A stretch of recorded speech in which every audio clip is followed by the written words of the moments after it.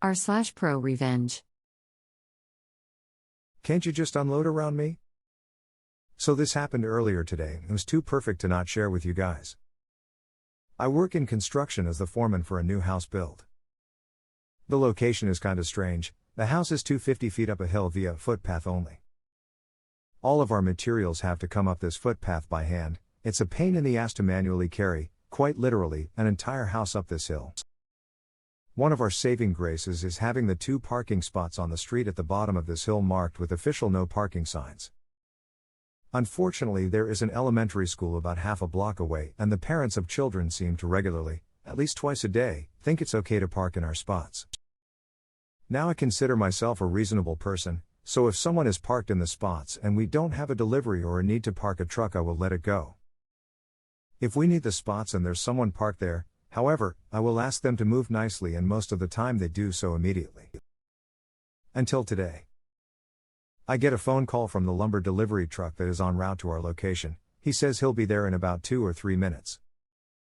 I let him know I will meet him at the street and make sure he has space to park. He's carrying all of the material to frame the roof of our house, which is a lot of really big lumber and will take easily an hour to bring up the hill, so naturally I didn't want him parked in the middle of the street with his hazards on for an hour, when we have a perfectly good parking spot for him. As I begin my trip down the hill, I notice there is a school parent sitting in her car idling, assuming she's just waiting to pick up her child. I walk up to her car and politely let her know that she is parked in a no parking zone, and we really need her to clear it to park a delivery truck. She scoffs at me and rudely states back, "I'll just be a few minutes, and your truck isn't here, take a chill pill, dude." Before I can respond, a giant lumber truck comes around the corner and I wave to him, and then gesture towards him to the woman in the car who has now put her window back up to ignore me. I put on my best customer service smile and wave at her through the window. She put it down halfway and angrily shouts, "What?" By now the truck has pulled up alongside her car, and I politely ask her again, with a stronger tone of voice, to move her vehicle, reminding her that she is illegally parked in a tow-away zone. Then she gives me this wonderful idea. She says, "Can't you guys just unload around me?" Jesus, it's not that hard. I give her another smile and walk away, a brilliant plan forming in my head. I instruct the delivery driver to park as closely to her as possible and block her in with the porta potty that is at one end of our reserved spots and the parked car that is parked just adjacent to our spots on the other end. He smiles because he immediately gets what I'm trying to do, and proceeds to expertly block this lady and her car into a little 2 parking spot jail. We unstrap the lumber and my guys begin humping material up the hill. Meanwhile, I call the police parking enforcement to let them know the situation. At this point in time, I wasn't trying to get her in trouble, I just wanted a record of why we were blocking part of the street so we don't get in trouble with the city. The very friendly traffic officer lets me know that she can be there in about 30 minutes and deal with the situation for me. Wonderful. As we continue to unload lumber, the child of the parent shows up, and wouldn't you know it, mom is just now realizing that the lumber truck is parked so close she can't get out of her driver door to meet her kid. She awkwardly clambers across the inside of her car and stumbles out the passenger door, shooting glaring looks at me and the truck driver in the process. She loads her kid into the back and then begins to realize that she has no way of leaving. She comes storming up to myself and the driver and states, "I'm in a big hurry, you need to move your damn truck right now so I can go." Before I can respond, the driver gets a grin on his face and says, "Ma'am, in order to unload the lumber on the truck we had to unstrap it, and per our company policy I'm not allowed to move the truck with any unsecured load on it. Sorry." This sends her into near aneurysm levels of blood pressure. Meanwhile, I can barely contain my laughter. "Fuck your policy, I have somewhere to be." She barks back at him. At this point, with impeccably convenient timing, the parking enforcement officer shows up and parks behind the truck. She doesn't see the officer arrive, and while the officer is still getting out of her vehicle, I just casually say, "Can't you just pull out around it?" It's not that hard. With the biggest shit-eating grin I've ever had, I watch as she realizes that I just used her line on her. "Fuck you."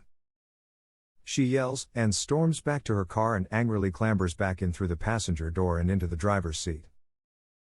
At this point, the officer is walking up to myself and the driver. Before she can even introduce herself, the mom in the car slams it into reverse and stomps on the gas, crashing into our porta potty and knocking it over, and then throws the car into drive and tries to mount the curb and drive on the sidewalk. The officer, driver and I are staring in disbelief as she gets halfway over the curb and gets stuck. I can hear her screaming obscenities over the idling truck from inside her car. The officer promptly walks up to the door of the car and orders her out. My favorite part of the entire thing is watching her face go to shock as she realized she just did all of that in front of a police officer. She gets slapped in cuffs as the parking officer calls for a second unit and she is promptly sat on the very curb she tried to drive over. She sits on the curb yelling to the now two officers about how we told her she could stay there and that we never asked her to move. The traffic officer responds that she was the one who was originally called when she first refused to move and that she already knows what's going on. While myself and the driver are giving a report to the second officer, my guys finish moving the remainder of the lumber and the driver finishes his statement and takes off to go back to the yard. By the end of the ordeal she was arrested, charged with child endangerment. Her kid was in the back of the car the whole time, reckless driving, destruction of property, the porta potty, and driving on a suspended license. On top of all that, she also got her car towed. The kid went home with his grandma and she went to spend some quality time in a cell. I never expected her to actually heed my advice to just pull out around it. But I think next time she'll probably think twice about parking in a tow-away zone, if she ever gets a license again. TLDR. Rude lady parks in construction site reserved parking, asks us to unload around her, so we park blocking her to do so, gets mad when she now has no way out, crashes into our porta potty and tries to mount the sidewalk. Gets stuck, and arrested by an officer who was on scene, and all with her child in the back seat. A response to the post.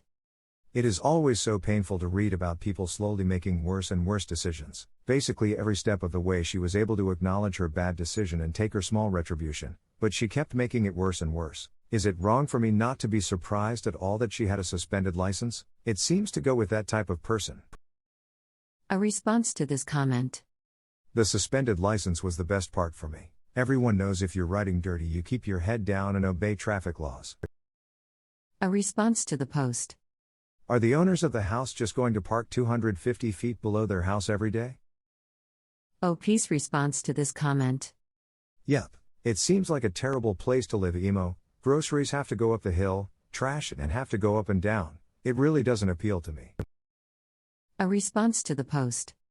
This is some quality /r/malicious compliance. OP's response to this comment. Actually posted it there first and was redirected here. A response to the post.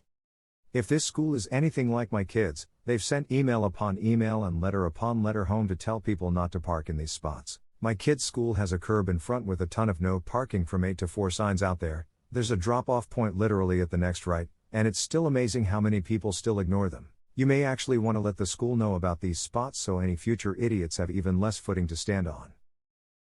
A response to this comment. No parking signs will forever be ignored by the "I'll only be 5 minutes" crowd. Low risk plus high convenience equals breeding ground for selfish behavior. A response to the post. I work on construction sites too. The amount of precision workers can park massive trucks with is amazing to me. OP's response to this comment. Blows my mind every time.